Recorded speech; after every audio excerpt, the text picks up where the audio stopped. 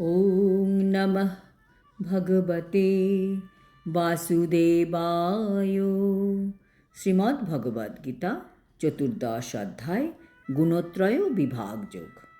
হরে কৃষ্ণ। আজ আমরা 18 নম্বর শ্লোকটি শুনব। ঊর্ধ্বং গচ্ছন্তি সত্তস্থা মধ্যে তিষ্ঠন্তি রাজসাঃ জঘন্য গুণবৃত্তিস্থা অধো গচ্ছন্তি তামসাঃ। অনুবাদ: সত্ত্বগুণ সম্পন্ন ব্যক্তিগণ ঊর্ধ্বে উচ্চতর লোকসমূহে গমন করে, আর রজগুণ সম্পন্ন ব্যক্তিগণ মধ্যে নরলোকে অবস্থান করে, এবং জঘন্য গুণসম্পন্ন তামসিক ব্যক্তিগণ অধঃপতিত হয়ে নরকে গমন করে। তাৎপর্য: মৃত্যুর পর কার কি গতি হয় তার ব্যাখ্যা দেওয়া হচ্ছে। কোন ব্যক্তি কোথায় যায় তা আমরা জানতে পারব এই শ্লোক থেকে।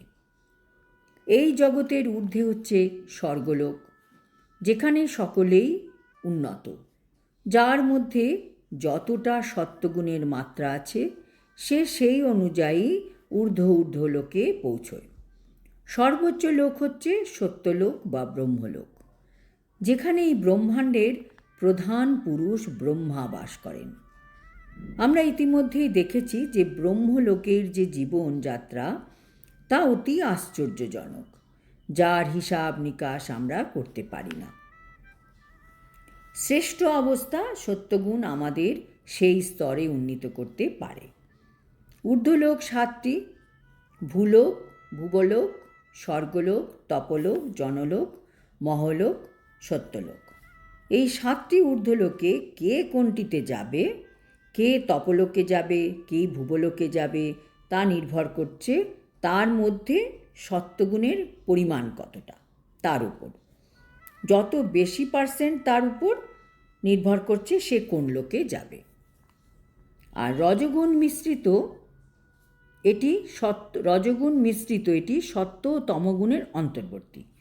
মানুষ কখনো সর্বতোভাবে নির্মল হতে পারে না, কিন্তু সে যদি সম্পূর্ণভাবে রজগুণে স্থিত থাকে তাহলে সে কেবল একজন রাজা অথবা একজন ধনী ব্যক্তিরূপে এই পৃথিবীতে অবস্থান করবে। কিন্তু এই গুণটি মিশ্রিত হওয়ার ফলে মানুষ নিম্নগামীও হতে পারে। এই জগতের রাজসিক বা তামসিক মানুষেরা যন্ত্রের সাহায্যে জোর করে উচ্চতর লোকে যেতে পারে না। রজগুণের মানুষের পরবর্তী জীবনে উন্মাদ হয়ে যাবারও সম্ভাবনা থাকে।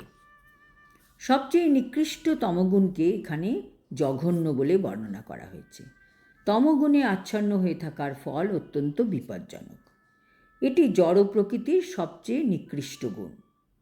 মনুষ্য জন্মের নিচে পক্ষী, পশু, সরীসৃপ, বৃক্ষ আদি 80 লক্ষ প্রজাতি রয়েছে, এবং তমগুণের প্রভাব অনুসারে মানুষ সেই সমস্ত জঘন্য অবস্থায় পতিত হয়। এখানে তামসাহ কথাটি অত্যন্ত গুরুত্বপূর্ণ।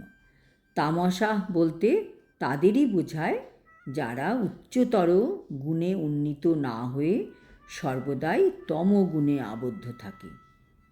তাদের ভবিষ্যৎ অত্যন্ত অন্ধকারাচ্ছন্ন। তার মানে বোঝা যাচ্ছে আমাদের গুণগুলিকে জানা, এদের পরিবর্তন করা, এগুলি কত আবশ্যক। কারণ এইগুলি শুধু আমাদের এই জীবনের কার্যাবলীকে কন্ট্রোল করছে তা নয়, পরের জীবনে আমরা কি শরীর পাব সেটি পর্যন্ত নিয়ন্ত্রণ করছে এই গুণগুলি। কাজে এই গুণগুলি সম্বন্ধে জানা খুব প্রয়োজন।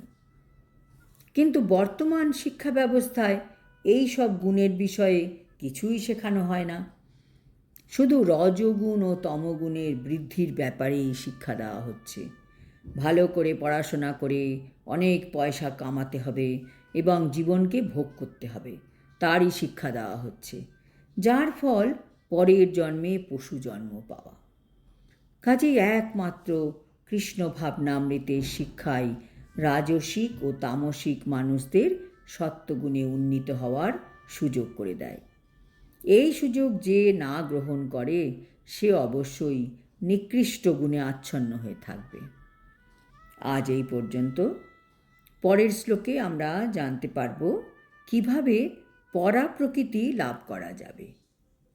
হরি ওম তৎসৎ। হরে কৃষ্ণ।